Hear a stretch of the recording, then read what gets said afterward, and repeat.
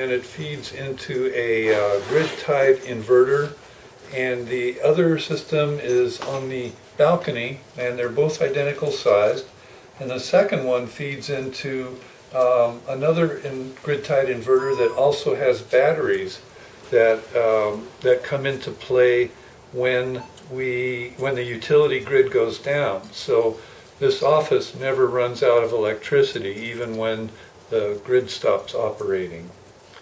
And Redwood Alliance started out as an environmental group that works on energy issues, and we were pretty important in the permanent closing of the Humboldt Bay nuclear power plant. But since then we've gone on to deal with renewable energy issues, and that's why we have our 2 demonstration solar electric systems. And we also work on climate change issues. And then we also are showing today a couple of solar cookers, and if you guys want to focus on those a little bit. This one down here is a standard box cooker, and it's commercially available for a couple $100s. You can find them on eBay and other places, and they're still being manufactured.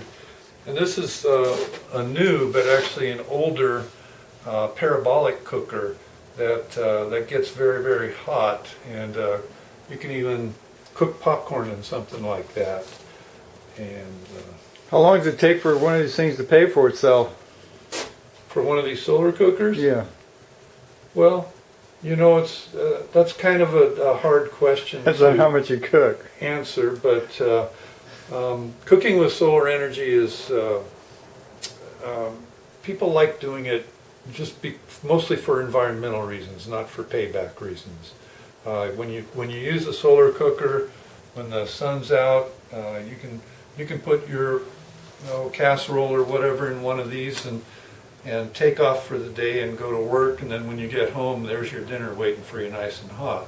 And you didn't have to heat up your kitchen, you didn't have to use any natural gas or propane to cook. So payback it's different. You can't measure something like that completely in monetary terms.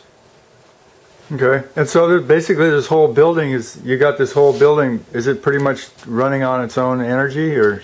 Yeah, there's 5 businesses in this building. How many square feet is it, do you know? Oh, my guess would be it's about 10,000. Uh-huh.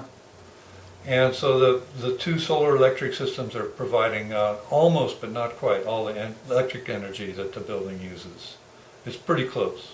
So how long do you think the retrofit solar takes to pay for itself?